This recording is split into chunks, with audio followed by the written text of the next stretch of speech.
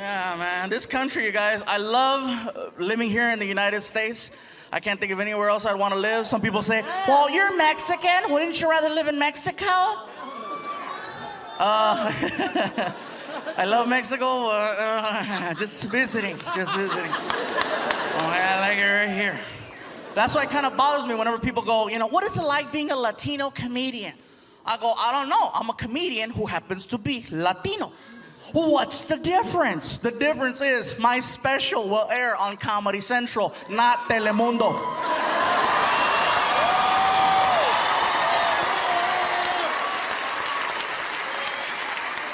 It's hard, you guys, A little Espanol. If you speak a little Spanish, it freaks people out. Oh my God, he's speaking Spanish. Don't get me wrong, I like watching Spanish programming myself. Some of the stuff is really cool. My favorite thing are the commercials. Because they're always about sex. You don't even know what the product is until like the last 2 seconds. It's always some model walking out all sexy, right?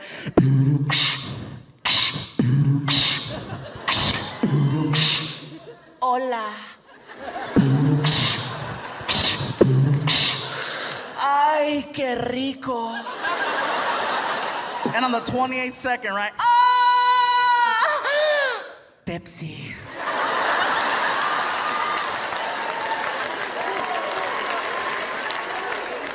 And you're sitting there going, I gotta go get a Pepsi. Oh, yeah. Oh, my God. I have a thing for soda. I love it, man. I know they gave me water, but, a soda. I didn't even see that right there. Right? Excuse me un momento. Pepsi. No, that's actually diet, which is cool. I'm not on a diet, and it's funny because people go, well, then why do you drink diet soda? So I can eat regular cake. I love cake, man. Are you kidding? By the way, I want to thank the 3 people who brought me a cake personally. I have them in the bag. I really appreciate that. It was very nice of you. The management and the promoters are freaking out. They're like, Gabriel, why do they all bring you cake? I go, because on TV I talked about one time how much I love cake, and so people bring it. My friend Mando got mad. He's like, why don't you talk about hookers? But yeah, somebody asked me earlier too. They said, Gabriel, when you get to do your special, are you going to do anything about the country? Are you going to talk about politics? Well, I'm going to talk about, first of all, how I love this country and I wouldn't want to live anywhere else. I know that half the world right now thinks that our leader is the devil, and most of us would agree. He's not, I don't have to make fun of the president. He does it by himself. Okay? He does it by himself. Every time he comes on TV, I can't wait to hear what he has to say, especially during press conferences, right? Mr. President, question. It's been over a year. What is your plan for Katrina? We're going to find her. That's right. And we're going to bring Katrina to justice. We have every reason to believe Katrina's connected to Al-Qaeda. K to Katrina. They both start with a K. Our president got elected. I didn't vote for him, but then again, I didn't vote for the other guy either. I was just like, How Bush won is beyond me. Americans, we love to vote, but we don't vote for presidents. We vote for things like American Idol. Because that's fun. Voting for presidents is not fun. Voting for American hit, she-bang. That's what they should do for presidents, just put both guys on TV for 1 hour. Call it something catchy like, who's gonna run this bitch? You put them on TV for an hour, let them argue. 30 minutes into the special, you put an 800 number on the screen and say, cast your vote, right? You've reached the presidential hotline. For George Bush, press 3. John Kerry, press 4. Other options, press 5. You don't like either one? Press 5. Please hold.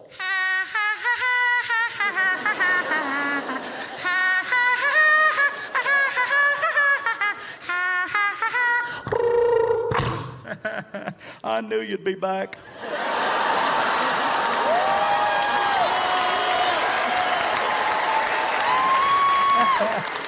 That's right. You know you miss your daddy.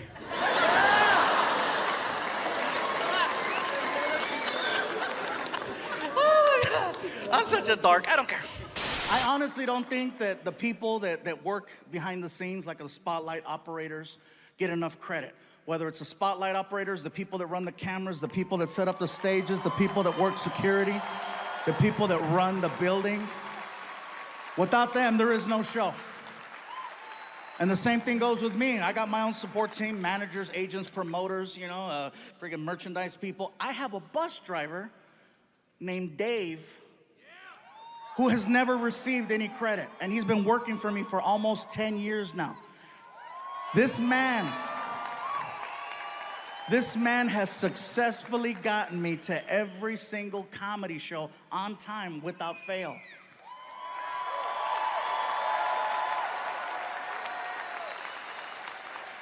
If I had to describe him to you, okay? Dave looks like the word America. Not America, America. He's about 6 feet tall, he's white, he has a gray beard, and he wears a trucker hat. And he's gotta be one of the most hardworking people I have ever met. Now, when I say hardworking, hey, I'm on the road 46 weeks out of the year, so I know. Difference is, I fly home every Monday, Tuesday, Wednesday.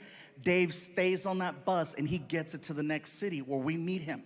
He works anniversaries, holidays, special moments. Christmas time, I was with my family. Dave was driving that bus on the East Coast. New Year's, I was with my family. Dave was on the East Coast driving that bus. One of the hardest working people I've ever met. I just want to give him a shout out.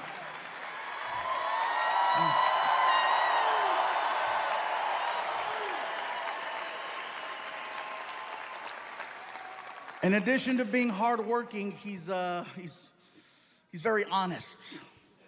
Now, when I say honest, I don't mean, he does his taxes right. I mean painfully honest, no filter honest. He talks the way people used to. He does not have time to mince words. He just calls it like he sees it. Before me, he used to work with a man by the name of Kenny G. Grammy Award winner, amazing, amazing music. One day, Kenny G was on his tour bus that Dave was driving, and I guess the two of them had a little discussion, and Kenny G used some words that Dave would have rather him not have used, and instead of getting into it with him, this is what Dave does.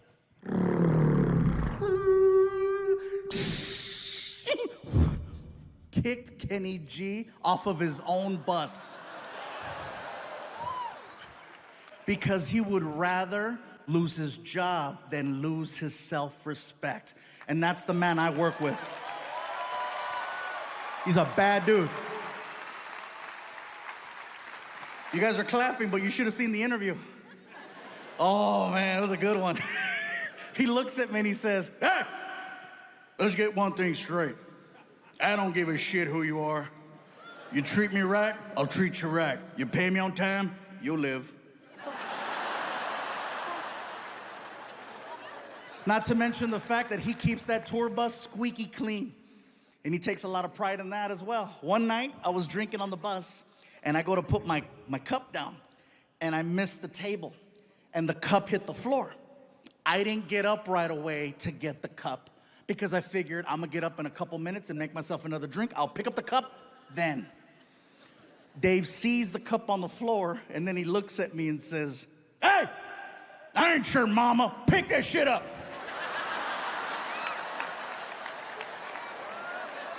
I get to the back of the bus and I'm like, wait a minute, I pay him. "Hey, Dave, shut up. Yeah, I'll be in the back in my room. Thank you. Drive safe." And people tell me, you work with a man who talks that way to you? Why? Let me tell you why.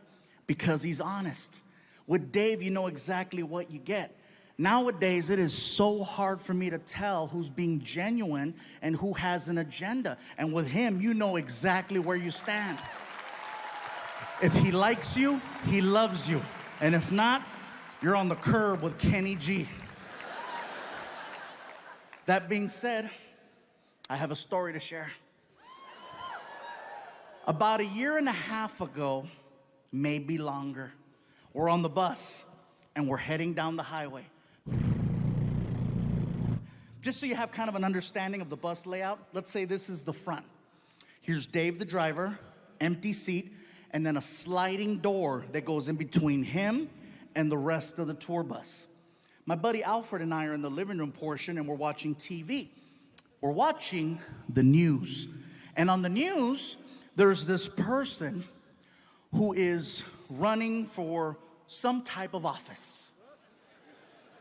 No particular office.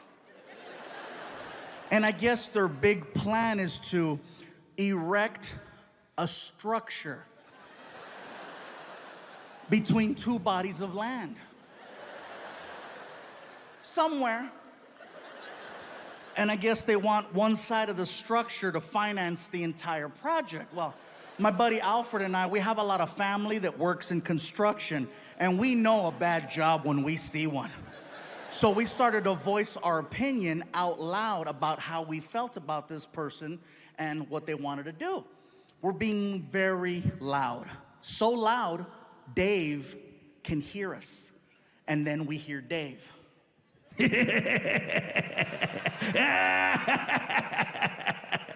America.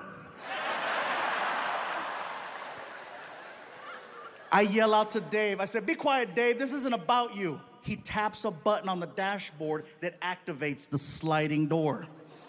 And when the door's about that far from closing, he yells out, "I'm building a wall."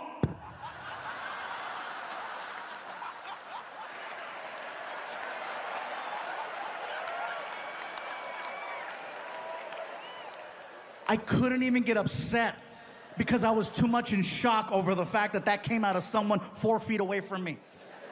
My buddy Alfred and I, we look like chickens. We're like, my cell phone goes off. I take out my phone, and there's a text message from Dave. And I said, "That's right. He better say I'm sorry. He better say just kidding." I open up the text message, and it says, "And you're paying for it."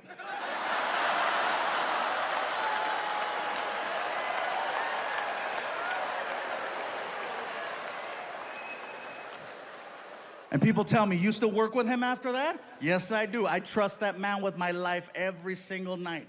I know where his heart's at. He can say whatever he wants. At the end of the day, he still has to drive around the king of the Mexicans.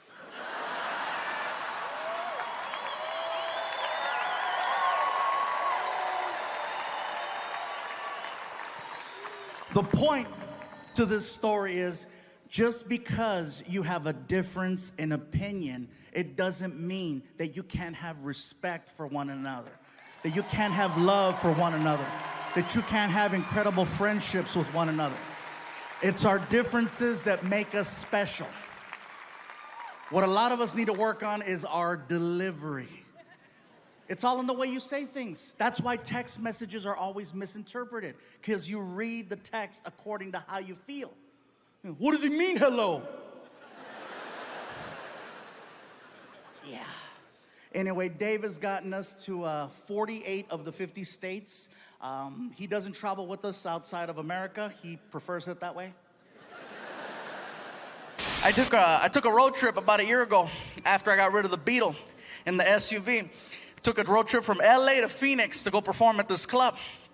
Let me tell you who's in the car. I'm driving. I got my buddy Armando riding shotgun. He's another fluffy guy. We call him Sexy Bitch.